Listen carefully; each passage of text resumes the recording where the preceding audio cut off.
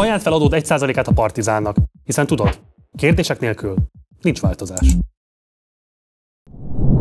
Hi, I'm Martin and welcome to our YouTube channel called Partizán. In the next 1 hour, we are going to watch an interview with the world-known economist and global expert on inequalities, Branko Milanović.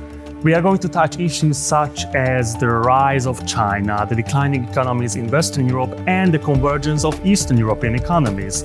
And also we are going to talk about global trade wars. If you are new to our channel, please consider to subscribe, and if you are interested, please check our other English language contents, such as our interview with Bernie Sanders, Paul Krugman, or Yanis Varoufakis. If you are interested about these contents, you can check them in the description.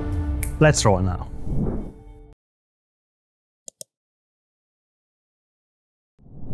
Hello, Mr. Milanović. Thank you very much for this interview. Well, thank you very much for inviting me. It's a pleasure to be here. So let's start with the fall of state socialism, because there was a great expectation among these countries that they can economically catch up with Western European countries. So there was this hope of convergence, which will happen evidently. How do you see the current status of these countries 35 years after the transition? You know, of course, as you said, there was a huge hope that there will be quasi-automatic transition. Yes. It did not happen with many. It's a mixed picture, let me put it like that. It's not only a negative picture. There are countries that have converged. If you take Poland, Czech Republic, Slovakia, the Baltic countries, and actually Albania with very high rates of growth, and Romania most recently, they have become more similar in terms of their income to the West European countries. Poland now, I think, is actually about to overtake Italy in GDP per capita. Yes. So that's actually quite a success. But I have to say that one forgets very often in Eastern Europe that they are catching up with West European countries that themselves are falling in the global order. Because Italy, France, Spain, UK, compared to the world GDP, are on the decline, Yep. simply because the world GDP is driven by high rates of growth in Asia. So it's important to realize that actually if you take the average GDP of the world, East European countries, the successful ones, are converging to the West European levels, but that West European levels are diverging, going down compared to the mean. And let me just give the most dramatic example. Italy, in I think 98 or 99, Italy had a GDP per capita which is 3.5 times greater than the world. Now, 20 years later, Italy is a little bit over 2 times the world. So Italy now in its relative income compared to the rest of the world has actually gone back to the position in the 1950s. So one has to keep in mind, you know, East Europeans often think only of West Europeans, and actually it makes lots of sense, but one has to take it to global. And then finally, to answer your question, there are also countries, and quite clearly in the 12 other countries in the former Soviet Union, then I think practically all the countries in the former Yugoslavia, and then a few other countries, including Hungary, that had kind of a mixed performance, and some of them actually even more disappointing performance than mixed. In those countries where convergence didn't happen as they hoped it will happen, was this concept misguided from the very beginning, or were there concrete political decisions which endangered this process? I think if you look very briefly at what I mentioned, I think countries that became parts of that were originally parts of the ethnic federations under communism, Yugoslavia and the Soviet Union, they have generally done poorly. But why? Well, I think that they have done poorly first because of the wars. You know, one cannot, not only because we now have this big war between Ukraine and Russia, but even before, if you look at all of them, they had a total of 12 wars. So wars are actually not very good. Obviously, they destroy capital. They lead to huge movements of labor, oftentimes immigration from the country, and they sort of structure the entire economic setup of the countries. So if you look, they have not done, even for example, if I go back to Yugoslavia, former Yugoslavia, even Slovenia, which is a rich country, has not had a rate of growth which is very significant. Croatia also has been a disappointment. Serbia has been a disappointment. And then if you look even before the current war, certainly Russia and Ukraine even more so. So there are quite a few large countries that have not really done well. Czech and Slovak Republic were different, but of course their separation was peaceful. But neither of them is a phenomenal success case, but they're actually quite reasonably well done. So there is a long-standing historical misconception in Europe which sees current global income hierarchies as given from the time, from the beginning of time.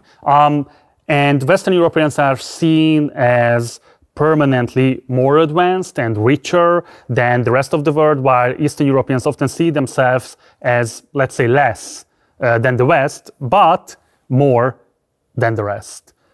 In the meantime, the truth is that the early 18th century Mughal India or Qing China were far richer than their contemporaries in Western Europe. How did the predominance of the West come to be, and what role, if any, Eastern European countries figure in this process, by your understanding? Yeah, of course, this is a very difficult question, but I do, to go back to the first question, I do think that there was what is called a small divergence in Europe. In other words, there was a small divergence in Europe means that the countries of Northern Europe became richer than the countries of Southern Europe and Eastern Europe. So there is no doubt, I think, that after the probably commercial revolution, we are talking about 1500 or so, the gaps in Europe have been created. And Eastern Europe, if we can speak of the Eastern Europe, which is tricky also, when we speak of Eastern Europe, I think we should speak basically of Poland, to some extent Bohemia, Hungary. But the rest is really basically under the Ottomans. So they are actually in a much worse position than the first group of East European countries. And then they certainly were below West European countries by the time of the wealth of nations. And actually, it's interestingly, when you read actually how Adam Smith, who knew quite well relative income levels, he puts the Netherlands as number 1, then England number 2, Scotland number 3, France number 4, and then Southern European countries of which he really doesn't think well, despite the increased inflow from the Americas of silver and gold. And then he comes to Poland, which actually had, like Hungary, large land holdings and corvée, forced labor. And then he comes at the very end to what he calls Muscovy, because they were still before Russia, and the Ottomans, that are, of course, even less developed. So that was his view of the world at that time.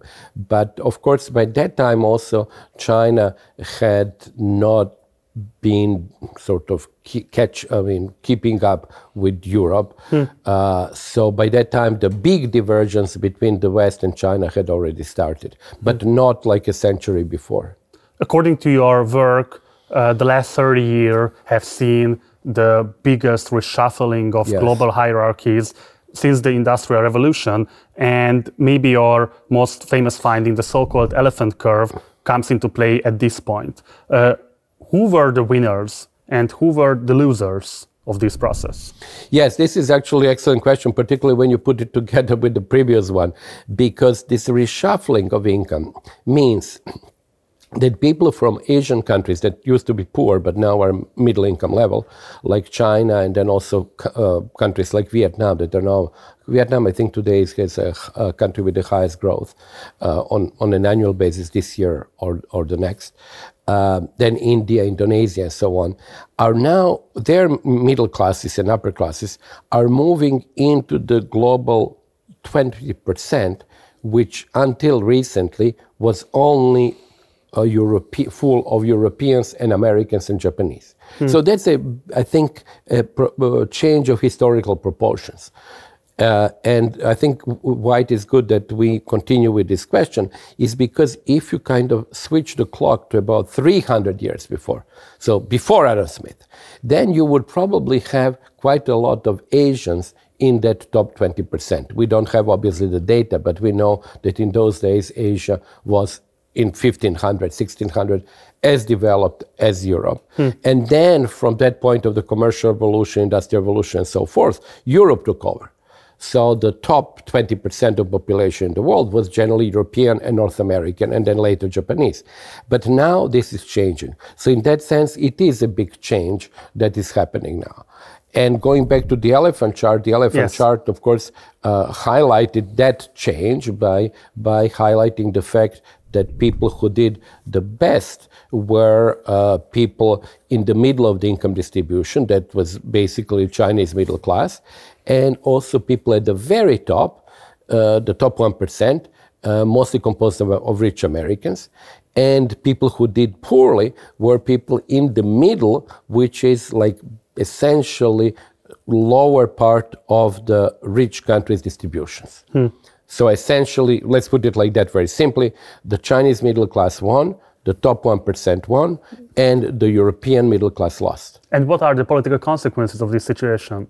I think the political consequences were, and the reason why the elephant chart became so popular was because it really opens to you two possibilities. One possibility, when you notice that, you say, okay, should I be sort of aiming to change the rules of globalization, which I noticed China has benefited China a lot. So should I go after Chinese and try to lower their growth rate in order to increase the growth rate of my middle class? I'm talking now from the Western perspective. Or should I actually reduce the incomes of my country's top 1% and redistribute? So essentially, I think, again, to simplify, the choice that was posed around, let's suppose, 2016 in the United States and in Europe was, do we continue with globalization that we have had until now, or do we actually do significant redistribution? And I think the choice was to change globalization. But how? So if you take a look on this current situation, what can the future bring in terms of, I don't know, so how can global inequalities can change in the next 10 years, 12 years? But I think now, Orton, that the issue has now become geopolitical. Going back to the sort of elephant chart, if the choice, again, like you are like, let's suppose, a middle-income European country, let's say you're France, let's suppose, and you're not happy with how globalization has done for your middle class. And you have two options. Do I actually sort of try to change globalization so it works more in my favor and less in Chinese favor? Or do I go after my own rich people and increase taxes? I think the fundamental decision was made in the United States by Trump and then continued by Biden, is that we have to change the rules of globalization because they seem to be really too favorable to China. And then on top of that, that decision also has a sort of let's call it political and other content of stopping the rise of China. So I think the decision was eventually made in favor of redesigning globalization, whether the new rule of globalization, whether it is all these now rules that the US has imposed about transfer of technology, which to slow down. Actually, it is said officially to slow down technological development of China. But Professor, do you think that Europe has the necessary political infrastructure, authority in the eyes of the global community, so let's say the political power to be a leading force in tackling down global inequalities? No, Europe does not, because I think that Europe is essentially following what from US wants. So when I was talking now about that political decision, I really had in mind the US political decision. But you see so Europe's future is still in the hands of the US? Well, I think now with the war in Ukraine even more so. But just yesterday I was reading, coming here, like a big sort of a scandal in in the UK that there are several researchers, I don't know, maybe 5, 10 researchers working with Chinese researchers for many years on technology that they say could be used for military purposes. You know, the technologies that could be used for military are hundreds of them, right? If you're a physicist or scientist, you're studying metals, you're studying chemical processes. So, and now they want to stop that collaboration. So this would not have happened like 10 years ago. And now everything is being seen through this angle of potential geopolitical competition. So I think that there was a marked shift in which, in my opinion, started with Trump, and then, of course, got even, in some extent, accelerated under Biden. And you have even seen some in Europe, like with German relations, with technological relations with China. So I think that this was the elephant chart really now. I think we can say, how should I say, the politicians chose one way, which was to redesign globalization. Let's talk about that we are approaching to the 20th anniversary of the accession of Hungary, among other Eastern European countries, into the European Union. And many of, for example, Orbán Viktor's critics are emphasizing the importance of the rule of law and the respect towards the institutions. And sometimes they are positioning these questions in contrast of demands of, let's say, material redistribution. And I'm really interested about your opinion, because you have been arguing in the past that the erosion of Western democracies cannot be separated from the issues of material well-being and inequalities, and that the threat of plutocracy is much bigger than the threat of populism. Why is that? Well, I thought actually that, first of all, let me say that I'm very much in favor of the European Union and what the European Union has accomplished. Even if you take, I'm somewhat, how should I say, somewhat skeptical about all these superstructure that the European Union has set up.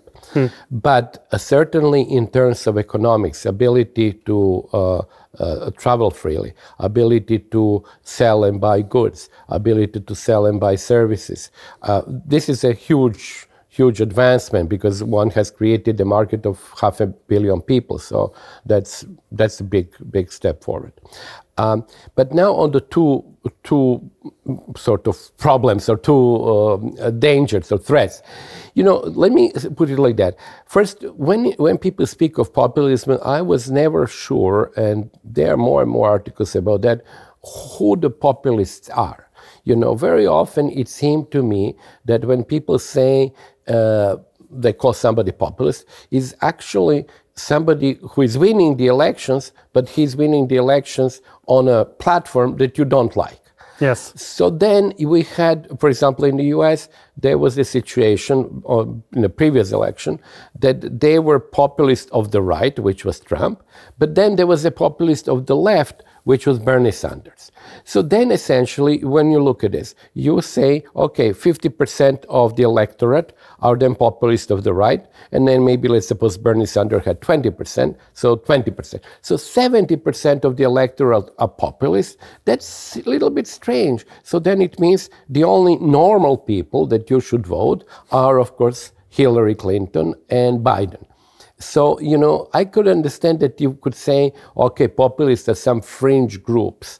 But if you decide that 70% of your electorate is populist, if you decide that Marine Le Pen, who now probably has, I don't know, 40 or 50% is populist, if you put like that in Germany, AfD to get like a right-wing populist, then Linke, left-wing populist, then there is now a new party, I forgot the name, which is this lady has created, new populist. So you end up with half our electorate to be populist. So I don't know what it means anymore.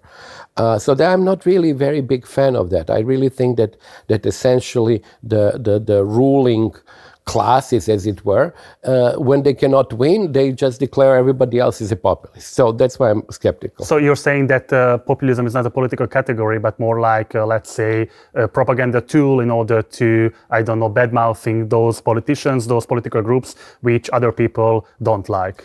I think so. You know, I'm not a political scientist. I read a book by Miller who actually says the populists are people who claim to speak, only them speak for people. But, you know, I'm not even convinced. It seems very democratic to me. But it doesn't seem to me also, everybody else also speaks for people. So it's not that they're the only ones. They're anti-elite, yes. Now, whether they're anti-elite while themselves being part of the elite, that's a separate question. But there is a certain cultural element. There is, of course, in Europe, an element of anti-immigration policies. But that element has now been spread to all the others. Social Democrats in the Nordic countries are also anti-immigrants. Yep. So, you know, I'm generally unhappy with the lack of precision of the term populist. Because, as I said, it is used very casually against everybody who doesn't agree. And to go back to very briefly to your second part of plutocracy. Plutocracy is, on the other hand, sort of disregarded, and plutocracy often is actual in the sense that rich people are able, especially in the United States, to buy the election, quote unquote, through campaign contributions. Campaign contributions are enormous. We have seen, for example, most recently Nikki Haley, yes, whom they selected to be a credible alternative to Trump. She suddenly received enormous amounts of money, and it's not secret. You know, people met in New York, extremely rich people, sit down, and they write down the check for her. And then she ran a campaign until now she has given up, but she would have never come anywhere close without that money. I would like to ask a question to you about a Hungarian problem. So there was a great generation of economists during the transition who became very influential in the Hungarian public life. And this generation was very much against any kind of a redistributive, let's say, function of the state.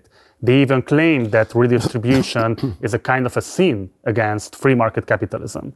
And what would be your key argument to make them understand the importance of plutocracy as much as they emphasize the importance of populism?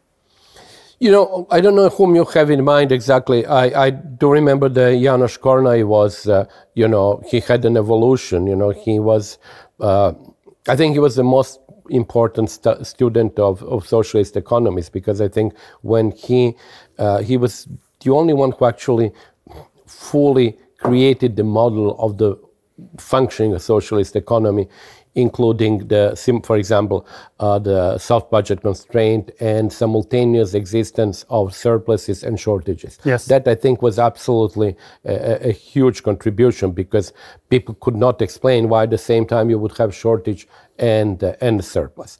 So I think he had a huge contribution there. I think politically he was, in the days when I met him, at the very beginning of transition, actually I met him before, he was a social democrat essentially, but I think he gradually moved towards right. And maybe that some of the people who were very negative about redistribution reacted to the fact that Hungary always was a country, a sort of comfortable country with larger distribution and social democratic, if you will. Not very different from Austria.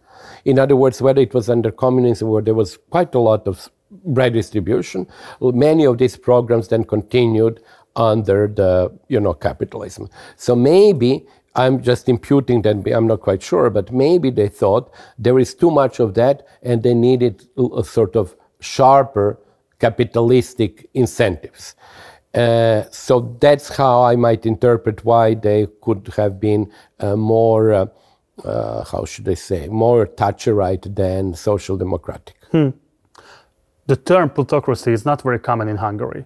Yeah. So the public discourse is more centered around the term of corruption.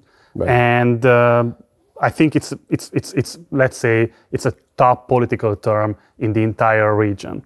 And from what you are saying about plutocracy, is it correct to infer that corruption is not a question of political morality, but in fact it is how high inequality are undermining democracy? True, and actually a plutocracy, of course, I think applies better to the systems like the US and Japan, for example, also where money plays a huge role, because the European systems are somewhat less influenced by political, although they are, but they are somewhat less influenced by political contributions. However, let me just reconnect that American system is to some extent a legalized corruption, because the contributions that we were just talking, they're legal contributions, but they're de facto corruptions. Now, because you basically pay the money to the fund, you don't give the money to Nikki Haley in her pocket, but give it to the fund. So in Europe, very often, that money, which is corrupt money, is actually practically given to the candidates. The candidates can spend, for their own spending, for the campaign, or they can do whatever they want. You're referring to the US, but can we say this is a pattern in every developed Western country? So, for example, if you take a look on Germany, the car industry has the same role. Yes. If you take a look on Hungary, even so, there are other countries which also deeply corrupted by unknown or hidden, right, let's say, economic forces. No, I agree with that. I just think that some of this corruption is kind of legalized corruption. In other words, it exists there. It is done under the form that is sort of accepted. Yep.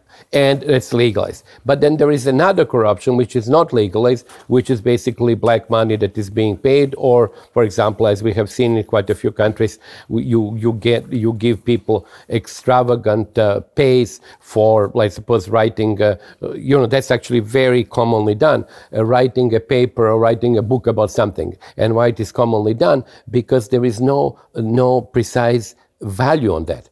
If I sell you this, jar, I cannot sell it to you for, 5,000 euro, because we know what is the price. If I'm stupid enough to pay you that much of a money, you can. But it would become immediately clear that there was something behind it. Yes. But if you pay me, 5,000 euro for 5 pages, there is no clear cost for that, because you can say, well, I actually had to invest my whole life in order to write these 5 pages. So there are many payments that are being made through, for example, hiring somebody. That, of course, happens very often, especially in Europe. People who basically are in the government, and then they go in the private sector, and then they come back into the government. Was it Barroso, the example, when he was the head of the European Commission and then went to work for Goldman Sachs? Yeah. And that happens all the time. So that's also a way of corruption, because when they come back, of course, more likely to defend the interest of the company for whom they have worked before. So it's also a corruption. So what I want to say is that the corruption is not only the corruption that we see, particularly in Eastern Europe, where in order to get somebody to come and maybe fix your, refrigerator, you pay him, X amount so that he can come faster and jump the line. This is a petty corruption, but the real corruption really takes place, I think, at the political level. Yes. And that corruption could be possibly of 2 forms. One form which is essentially accepted political corruption, and another one which is indirect corruption through, what we were just saying. There are a number of recently the whole thing in Germany with the plagiarism of doctoral dissertations and all yes. that, that's also yet another corruption. That's my problem. So I think, and it's not just a Hungarian phenomenon, that we are talking a lot about corruption, which is an individual morality case. It talks about the individual's moral integrity. And we don't talk as much about plutocracy, which is, by my understanding, is about, the structural necessities of our current democracies. Why is that? Yeah, I think actually plutocracy has been a term that was not very much used, because it was used by the right wing in the 1920s yep. and the 30s as sort of a pejorative term for democracy. But I think it is a legitimate term. It is the term. Let me put it like that. It is the term which simply says that political influence of individuals is proportional to the amount of money that they have. So that's all. In other words, there is no technically, in a democracy, everybody should have approximately the same, I think it's even there is a term, isonomia. Yeah. Plutocracy means that you can cut corners if you have the necessary money for that. Yes, absolutely. To give an example, I was recently working, we just have this paper published, on the anti-corruption campaign in China. So anti-corruption campaign in China, they publish the results, people who are being accused, and then they publish how much money they have stolen, what is their age, their position, society, education, all that.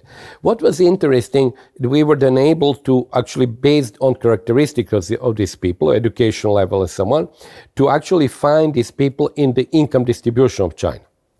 And essentially, because these are so-called tigers in China, the tigers are in the top 5% of the population, and the corruption, because they give you also the amounts of money, is phenomenally large. It's between 5 or 7 times their legal earnings, and it pushes them from being in the top 5% to being in top 1% and even less than 1%, like 1/2 of 1%. So it's a huge sort of means of advancement for the top in China. And I would not be surprised that it would be the same here. It is a huge advancement, but what is interesting, this is the corruption at the top. The corruption of a bus driver is not going to come to the top 1%. He can go from the 52nd percentile to the, 56th percentile. But that top corruption, in my opinion, is really the, if you will, cancer. And then lots of that corruption, and let's stop there, but goes also with public works, as we know. So that's again another way that politicians make it possible for friends to overcharge and to make money.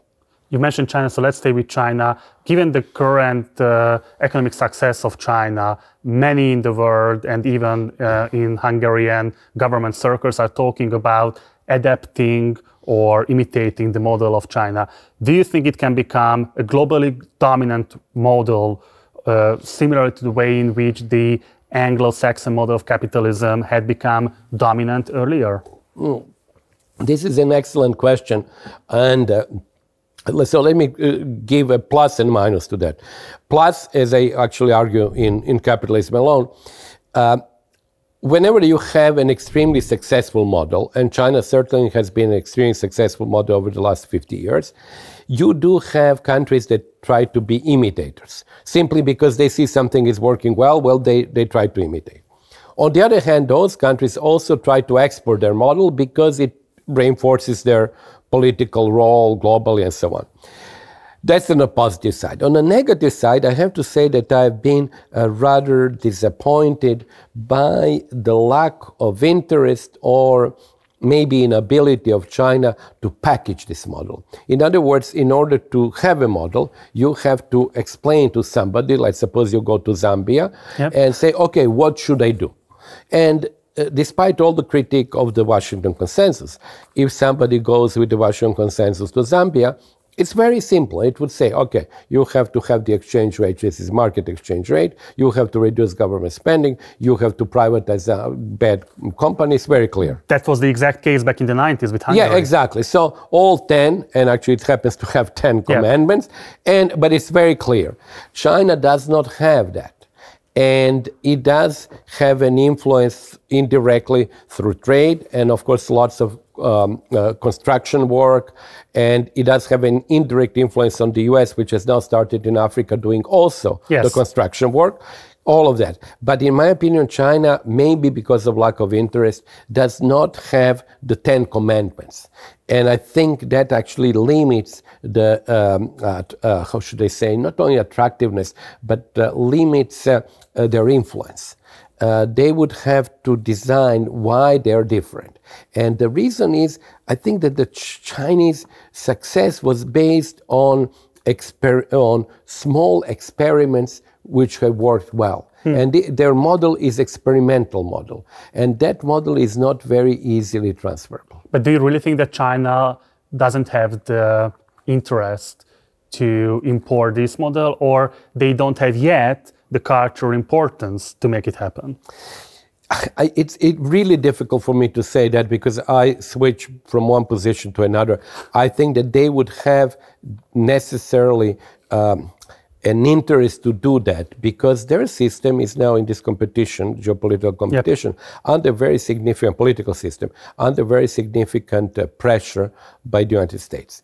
They need, on the other hand, for defensive purposes, they need to project to the rest of the world that they do have a certain system which in their view is democratic and economically beneficial.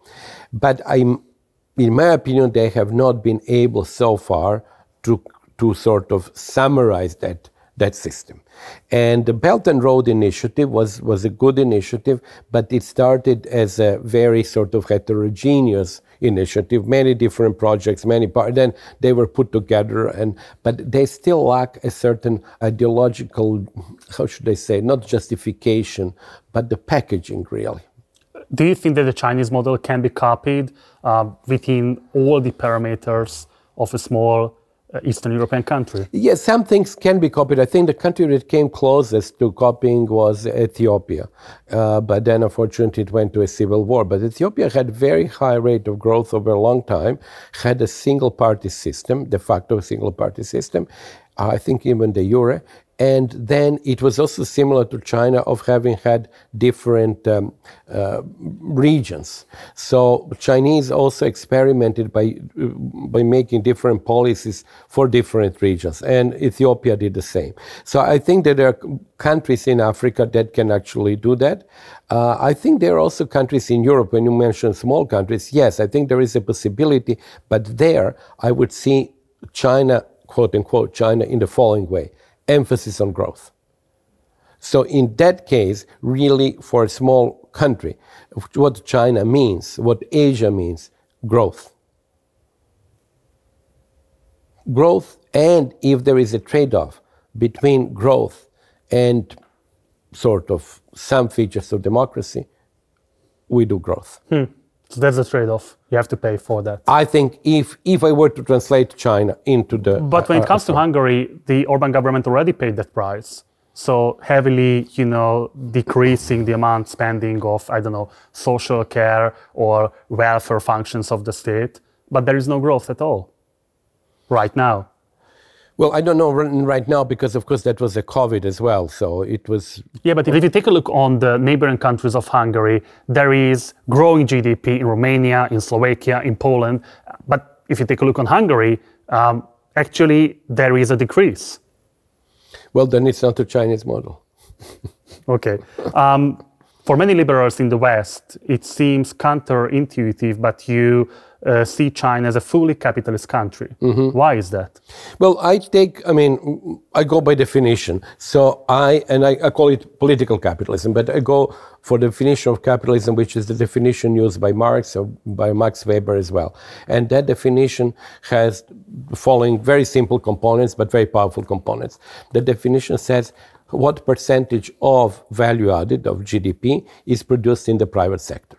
And China has 80% produced in the private sector, if you include, of course, agricultural sector, which is smallholders, but they are privately, private smallholders.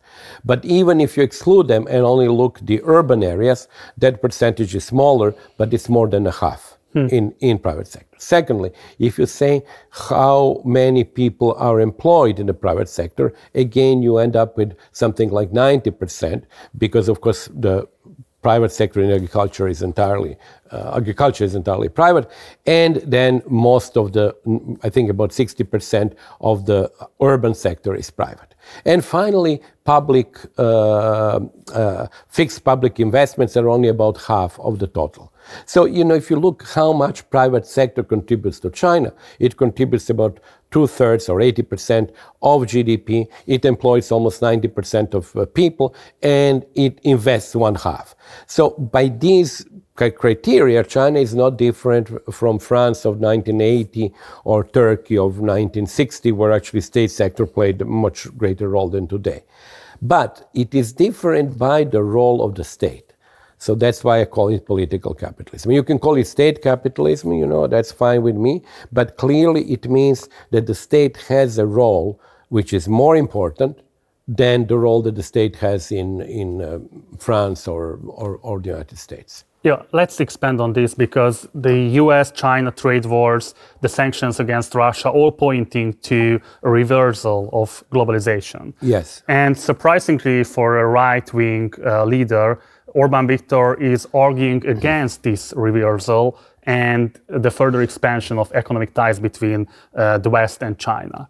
And for many observers, this is just a parroting of Chinese talking points. For others, it seems just the continuation of the big business-driven neoliberal globalization that devastated so many countries in the global south as well as in Euro-America. Do you see any logic or coherence in supporting the re-election of Donald Trump with this anti-globalization, anti-China rhetoric on one hand, and connectivity and closer ties with China on the other? Yes, that's a contradiction, the last one that you sort of pointed out clearly. But let's go back to the very beginning of your question. I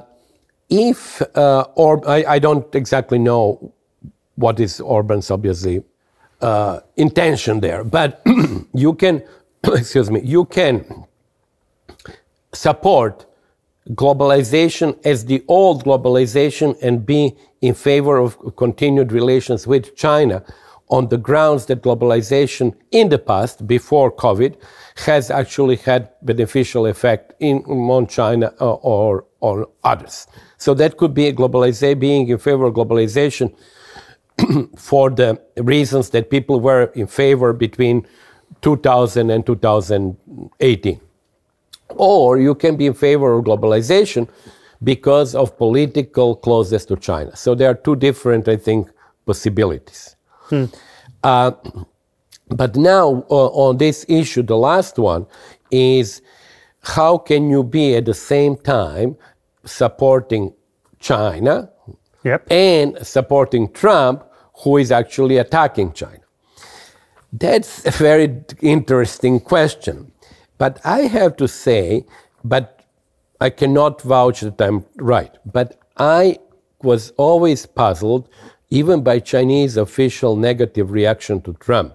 Because, in my opinion, China has a choice in the US between Trump, who is transactional, who says all kinds of negative things about China. But Trump is willing to, if China does import more of American soya beans and more Boeing airplanes and something, I think Trump would simply stop criticizing. Whereas Democrats have now put themselves into a posture that China has different values. If you think that China has different values, which means like dictatorship, communist party, and so on, then you cannot find common interest anymore. And I was puzzled by that because I was reading, before the previous campaign, almost daily Chinese newspapers in English, China Daily. And they were all in favor of Biden because they just could not stand Trump. But with Biden, they have actually received worse treatment because the issue now is really a contrast of values. So I think I may be wrong on that, but I think actually for China, Trump is better than Biden. So Orbán's support of China and Trump may not be as inconsistent as it seems. The proponents of deglobalization can be rightly accused of escalating conflicts towards a dangerous or even violent degree. What is your assessment of this complicated issue of deglobalization? Yeah, deglobalization has two different kind of forms. There is one form which has been in the past, what was the left wing, the globalization, which actually looked at globalization as you mentioned before, devastating the country through Washington Consensus, IMF, and so on, and disregarding climate change. So this is kind of a left-wing deglobalization where they believe that basically the system should become less capitalistic, we should produce less, maybe we should go for degrowth and so on. So that's kind of a left deglobalization, you know, going back to Club of Rome, basically. But then there is a new geopolitical deglobalization that became popular. For example, the book by Rana Farrokhar from the Financial Times that argues for what she calls friend shoring. In other words, for economic relations between friends. So it's essentially creation of economic blocks. You know, they don't like it to call it economic blocks, but that's what they are. So in other words, saying, okay, we should really have intense relations with countries that are democracies, that share the same values, and then de-emphasize China. So that's a different one, and I'm actually very negative about that one, because it really means segmentation of the world economically. Yeah. Once you have segmentation of the world economically, like you had it in the 1930s, the next step is the war. But, okay, so I think I would like you to expand on this, because on one hand, I think it's evident that we should avoid big business-driven neoliberal globalization, and on the other hand, promote international cooperation. But I think for many, it seems a contradiction. What would be your argument? You know, I was also having doubts about globalization at its peak. However, that globalization did produce significant benefits, particularly not for everybody. We have seen actually that it didn't produce benefits for the Western middle classes, but it has reduced global poverty significantly. It has led to the convergence of incomes between Asia and Europe. It is very popular in large countries like Indonesia, Vietnam, India, China. So it did actually produce very large benefits. I can imagine that we could change certain things, including increased redistribution within country. But I believe that we should not give up on that globalization, because let me put it like there are three possibilities. I'm just thinking now. Yeah, either we basically continue with globalization as it was before the China-US conflict. So we basically continue with that and possibly change something in the redistribution within countries to compensate the losers. Okay, so that was point A. Well, point B, we do break globalization in regional trading blocks in order to have what you just mentioned before, trading much less with China, but much more with countries that are democracy. So that really is basically no globalization anymore. It is regionalization.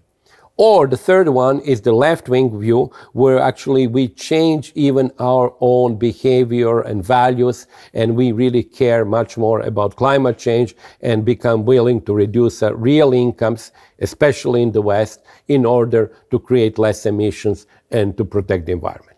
So these are, I think, three possibilities. And if you ask me to choose among the three, I would choose the number one. And that's the most feasible scenario? Well, I'm afraid now that the most feasible, because of geopolitical tensions, is number two, which is actually breaking up globalization in different pieces. And what do you think? What should we do, or what can we do in order to avoid a scenario in which increasingly authoritarian states serve the interests of the small, super rich elite? So what do we have to do in order to avoid inequalities totally undermining our democracies? Well, now, of course, we are moving to until now, the last part was really at the global level. Now we are moving to actually individual country level. And, you know, individual country level, these are like very different policies. The policies or redistribution or fight against corruption, most obvious cases of corruption, of greater education. So they are well-known policies. But it is true that, of course, the elites in many countries have become much more powerful. They have taken, power. They are not. You have the elites that run elections. Of course, Russia is the extreme example of that. They are running the elections where we know the results beforehand, and not only do we know the results beforehand, it's actually even better. We know what will be the turnout beforehand. So we know the turnout, and we know how many people will vote before the election has taken place. So this is when certain elites have become so entrenched that it's very difficult to get them out. Then they're also very interesting, this is for political scientists, very interesting family elites. Now you can see that in Indonesia, which I think was, I didn't follow it until recently, but the former president actually is being replaced by somebody who was his Minister of Defense, but whose vice president is the president's son. So the vice president who is young is going to replace him. So we basically have, and then you look at the Philippines, that's the same story, with basically families replacing each other. Or even if you look at Canada with Justin Trudeau, or you look at the United States with Hillary Clinton, you basically have, or Bush, of course, you basically have now families that are sort of staying in power. Luckily, in Europe, we don't have that yet, but who knows? It might happen. It might happen. It might in happen. The future. Yeah. Okay. So my last question, and correct me if I'm wrong, but I think you consider yourself as a social democrat. Yes. And I'm interested about that. What do you think? Why are the left-wing parties are incapable of capitalizing from the growing frustration of European middle classes because of their decreasing income? So what went wrong with the European leftist parties? Yeah, it's an excellent question. I think bottom line, my opinion, what went wrong is that, let me put it like that. Particularly in large Western countries, when there was the fall of the Berlin Wall and the communist parties kind of disappeared, the left did not collect those votes. Those votes essentially went to the right-wing parties because they became parties that they were defending a small man, small person, especially against these large companies and against immigration. And social democratic parties with Blair, with González in Spain, Herz reforms in Germany, they went basically neoliberal. Yep. So it was very difficult to tell the difference between them and conservative parties. And then basically I think they shared the fate. Actually, they even lost more than conservative, because at least conservative had this ideology, they could stay with that ideology. But the left adopted that. And it seemed at first to work very well, because, there was this new left of Blair or González, of Clinton and so on. But then afterwards, it really showed that it doesn't work. And take the example of the French Socialist Party, that has disappeared. The party has disappeared. And when you think of that, that's a party which I think was founded in 1921, lasted 1 century. It was a significant party in France. And after the last election, it disappeared. I read somewhere they didn't have money to pay for the building, which they used to have. It is a huge loss. Social Democratic Party, of course, in Germany still exists, but it's being weakened. I think that the reason why it happened is that they actually made the wrong choice. Mr. Milanović, thank you very much for your time. It was very good to talk to you. Thank you very much. Well, thank you very much for excellent questions and for really very nice discussion that we had. And thank you very much for your time and for your attention. If you like the video and like our conversation, please consider to subscribe. If you have any thoughts, please leave it in the comment section. And if you are rich enough, please consider to join to our supports and support our activities through the link below the video. I was Martin from Hungary. Thank you very much for your attention. See you next time. Ciao. Ajánld fel adód 1%-át a Partizánnak, hiszen tudod, kérdések nélkül nincs változás.